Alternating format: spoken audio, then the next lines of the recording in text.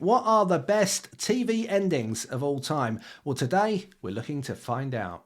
Now, there's no doubt that The Sopranos is one of the greatest shows ever made, one of the best dramas of the modern era, and a show that changed TV forever. It was one of those shows that invented box set culture. It made people think that TV was the cool place to be. It brought in cinematic values, and it made storytelling on the small screen something to behold. It was led by the brilliant central performance of the late great James Gandolfini as Tony Soprano, a mobster in therapy. His life, his love, his family, all of those things coming together across a brilliantly crafted series from David Chase. Now, The Sopranos ended in a way that didn't have everyone happy, but it certainly made me happy. Now, this is one of the great ambiguous TV endings. Now, leaving the viewer with something to think about is often a great thing to do as a program maker, rather than tying up all the loose ends completely. Now, the issue is that some shows leave too many loose ends untied. Let's talk about Lost another day.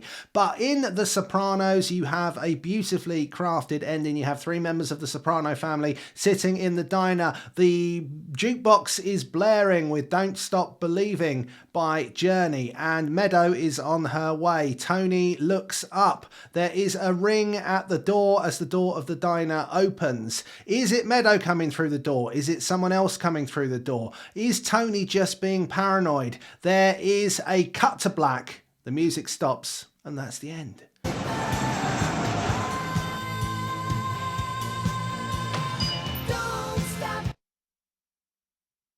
Yeah, that's what happens. But what did happen? Well, we don't know exactly what happened. Was Tony finally hit by a mobster? Was it Meadow just coming through the door? Was this some sort of allegory for the paranoia that Tony Soprano was always going to have and will always have as a character? Is he always going to be looking over his shoulder, no matter, even if it's just a family occasion at the diner? That's the question that we're asking ourselves, and the answers, well, the answers are the ones that we will have to imagine for ourselves, but it's a fantastic ending and one of the great TV endings, and that's why it's made it into this video.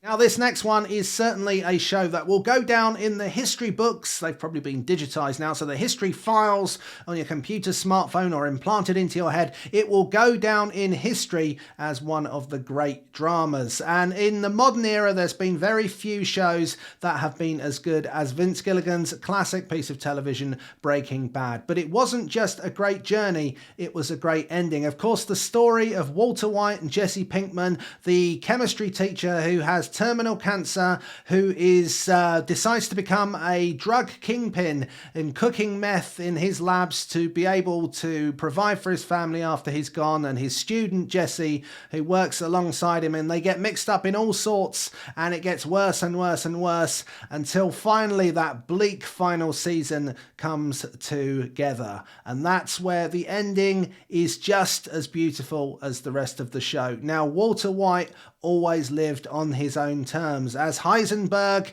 he did what he had to do. He was the one who came to knock, and therefore it's no surprise that he died and he ended his journey on his own terms too.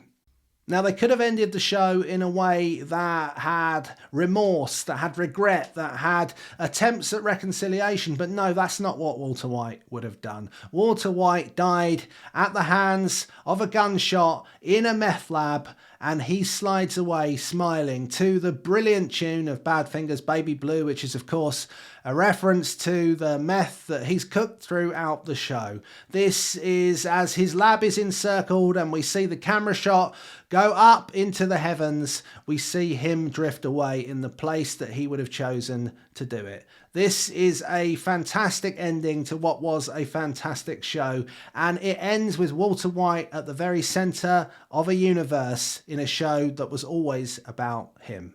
Another ambiguous ending now, and this one is one that continues to be debated. What does it mean? Now, Mad Men, again, just like The Sopranos and just like Breaking Bad, is one of those series that is on everyone's list that you should watch before you die. And Mad Men is one of the great box sets of our era, a slow burn drama from Matthew Weiner that tells the story of Don Draper, an advertising executive in Madison Avenue in New York. It's about him, it's about his life, and it's about those who work around him. And it's a journey, this show, because the time that it starts with Don Draper at the beginning, at the top of the world, and the time that it ends, and the way that the world has changed throughout that period of the 1960s, moving into the 1970s, the way that everything has changed is represented in this ending. We see Don Draper at the very end of the show. He is a shadow of who we see at the beginning. Things have changed dramatically for him, and he is on some sort of search for inner peace to find himself.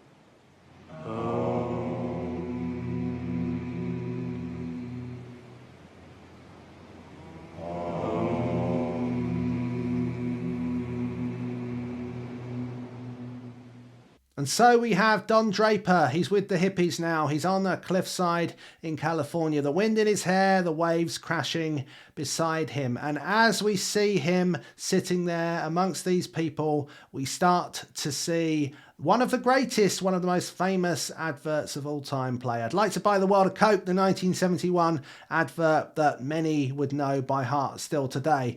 And now we have to ask ourselves, what has Don Draper done here? Has he finally found inner peace and let everything go? Or has he found a way of turning this experience into something commercial? Has he commercialized the hippie movement in order to be able to sell sugared water to the masses? Now, that's something we'll never know, but what a great ending to a great series that is. And that's why, again, it's on the list. Like to buy the world a Coke and keep it company. When it comes to television shows, there aren't many much bigger in the history of television than the sitcom Friends. Running from 1994 until 2004, this show was far more than just a comedy. It was a true pop culture phenomenon, and not just in America and not just in the UK, but across the globe. The antics of Ross and Rachel and Monica and Chandler and Joey and Phoebe are antics that people all over the world are familiar with, and not just one generation who grew up watching it for the first time in the 90s and the early noughties, but successive generations continue to discover this comedy and watch and rewatch it on the streaming platforms. It truly is a behemoth in television terms. And how do you end something? How do you end a show like that? A show that people have grown up watching, a show where we have seen the actors grow and develop into completely new people. We've seen their private lives analysed under microscopes by the press for the last decade. How do you end a show like that? The answer is you recognise that all that has happened and you play to it. And that's what Friends did so brilliantly in those last few scenes. We see the friends back together. Their lives have moved on immeasurably since we first met them as 20-somethings trying to make their way in the world in New York. Now all of their lives have changed, and they're all about to go in different directions on different journeys. In some cases together,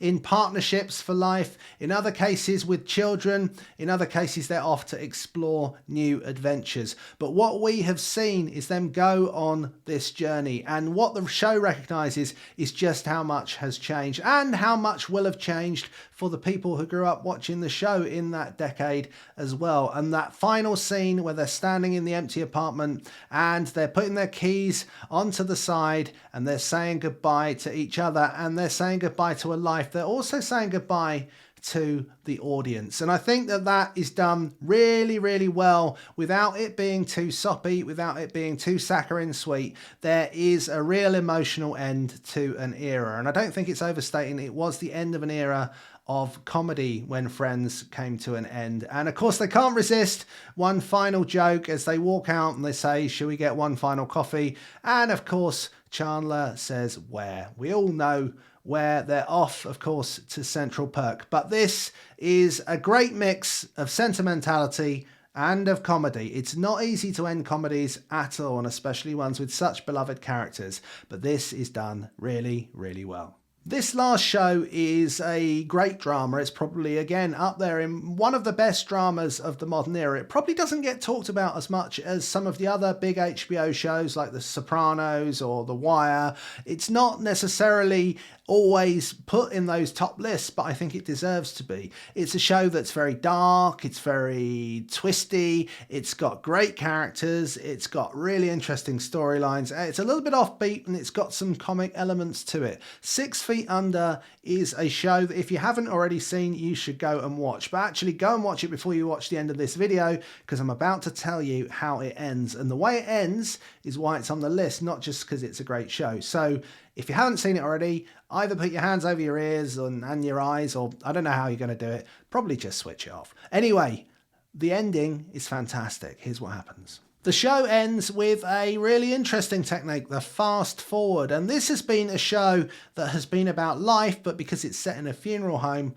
it is of course often framed by death. And the final scene of the show, we see Claire, the youngest member of the family, get into a car and start to drive away. She's listening to See Us Breathe, which is a great soundtrack, to what happens next, which is we see each member of the family, the central people from the show, we see how they die and we see their funerals. And this kind of fast forward through their lives is a really interesting device to have in a show. And it's perfect for a show that was all about death and funerals. And it ends finally after we go step by step, seeing each of the members of the family pop their clogs. We see how Claire dies and we see when Claire dies. And it turns out she lives a very long time, over 100 years, according to her gravestone.